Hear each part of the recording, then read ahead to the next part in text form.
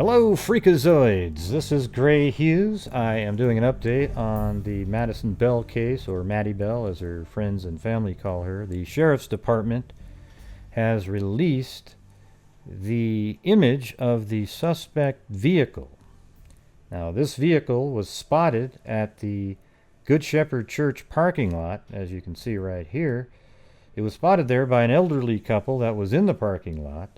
And then also somebody drove by. The elderly couple apparently said that there was a guy standing there, a white male, sandy blonde hair, kind of longer hair, and he was wearing a polo shirt, and he was standing next to a white four-door sedan. Okay, and as we all know, Madison, she was going to go tanning that morning, and she left her home at around 10 a.m. saying, "Hey, Mom, I'm going to go tanning," and then the mom said, "Well, be careful." And so she took off. She didn't have any makeup on or anything. She wasn't trying to impress anybody, and she drove. And then her car, however, ends up being found in the Good Shepherd Church parking lot in stall number 3 on the left, right in this area right there. Okay, it was found there by Melissa, Madison's mother, and Cody, who were at home. Cody lives with Madison and Melissa, and they went out there together. They had tried contacting Madison over and over again when she didn't return in the amount of time that she normally would return. Madison's one of those people that would always tell people if she was going to be late. She was very courteous like that. She didn't want people to worry about her. And when she didn't return calls or text messages, that's when Melissa and her boyfriend became really worried. So they drove together to find her, and they were driving to the county corner market, and then noticed that her vehicle, as they were driving down the road like this, noticed her vehicle was parked in this parking lot. And here's the vehicle right here. This is how they found it. The wheels turned in, so it appears that it was driving down the road there, then came in and turned, and then parked like this. And it seems as if she either left the car quickly on her own or was made to leave the vehicle quickly, because her phone was in the car, the key was in the ignition, and the doors of the car weren't even locked. The car doors were shut. So it feels like she was made to leave the car by somebody she was going to meet there, who turned out to be maybe a nefarious actor. Now, it's still possible that she left willingly, but it doesn't fit her, her personality. That's not what she does. She doesn't want people to worry about her. She's scared of even hitchhikers when she drives by. You remember the story about being scared by the balloon that was floating around? Okay, so as the car pulled, it must have pulled in here, and then the person maybe came to the door, got her out and said, "Leave your phone," and she kind of just threw her phone there into there's like that opening in front of the gear shift, cubby hole kind of deal there. I don't know what you call that specifically, that spot, but that's where the phone was found. And I don't know if it was under something, I would think a little differently. If it was sitting on top, it would match what I was just saying right there. Now, let's go back out here.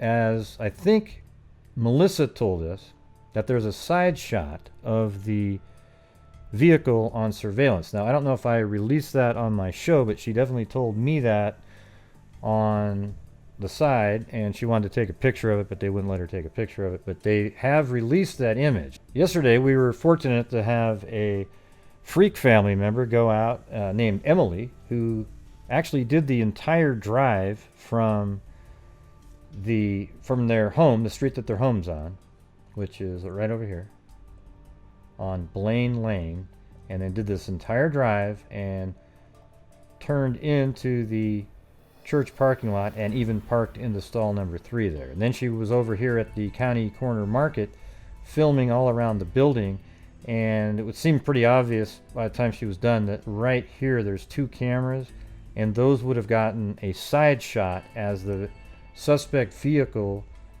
drove down 28 and past the county corner market, because they stated that the vehicle went down 28 and there was a side shot. Now let's take a look at that side shot right now. So there it is, and you can see this building behind there. It looks like a house.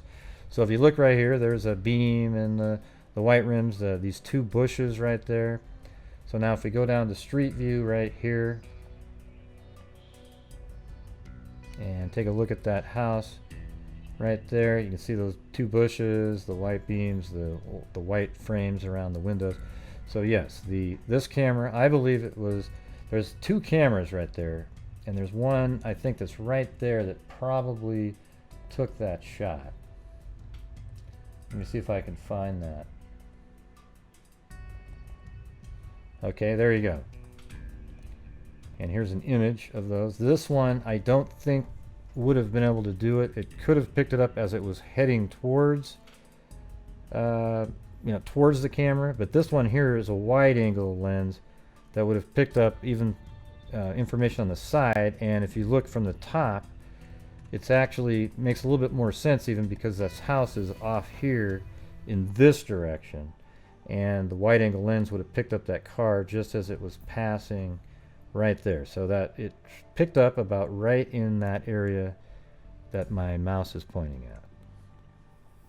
So let's take another look at that image. I'm not a car expert. I'm not a cars aren't really my thing. I really don't give a damn what kind of car I drive or anything like that. But if you guys want to take a look at this image here and maybe put in the comments section what type of vehicle it looks like. I don't know if it's kind of has a Jetta look to me, but like I said, I don't have a clue about cars, all right?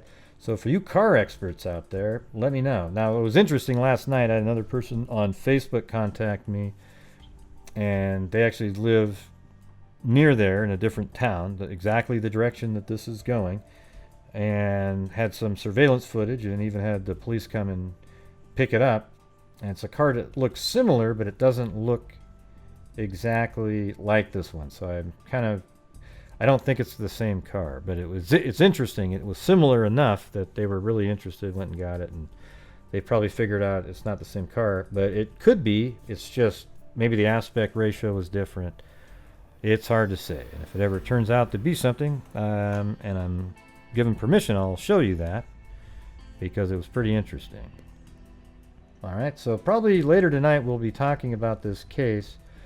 There's a lot of theories going around out there, but try to do theories where you're keeping the facts that are given to you and then what's reasonable given those facts. Okay, I'm getting a lot of messages and emails that are like these long drawn out scenarios, and it's like, what if this and then what if that, and then it turns into sort of the ancient aliens premise, where you start off with, what if this item was left here by an alien, and then let's say that alien, and then you go on and on and on and on, and then at that point you're almost always going to be really far away from the truth. Now, every once in a while, those crazy theories are correct, but in general they're not. So it's always better just to focus in on what seems to be most likely given the information we've been given. And what I come up with is that I think that she most likely was going to meet somebody there and saw that they were there, and so she pulled in and parked. And then that person went to the vehicle really quickly and forced her out. Okay? And that's why we have the scenario with the windows rolled up. Basically the car door is unlocked. That's why we have the scenario with the car door unlocked, the keys in the ignition, and a phone in the little cubbyhole in front of the gear shift there. The car wasn't on, but the keys were in the ignition, almost like she didn't even have time to pull the keys out. Like, she stopped, she grabs her phone, was maybe about to take her keys, and then the person came to the door and said, "Leave your phone," and she tosses the phone in there. It's really bizarre. It could also be that she left intentionally with somebody and wanted it to look the way it looked. You know, that's a possibility. It just seems more possible given her personality. Somebody who doesn't want anybody to worry about her, and she's very polite, very caring, very nice person. She was just about to graduate, and she wanted to go to nursing school. I mean, just a normal, nice person. Okay, so it's hard to picture her just taking off like this with somebody intentionally. And it appears that she intended to go back home because she didn't take anything with her. She didn't take her glasses. I mean, when I say anything, I mean like enough to be living out there. She had her medications that she took. I don't know what she needs the medications for, but they were at home. Her glasses that she uses. She didn't take any clothes. Now, you could argue, well, she brought her wallet with her so she could go buy those things. Well, if you're trying to hide out there, you probably would realize that by using those things, you give up your location. So a lot of things point to her actually being abducted. That's how I look at this. It's very possible that there's other things at work here, but I'm just going right now with what seem to be the reasonable facts, all right?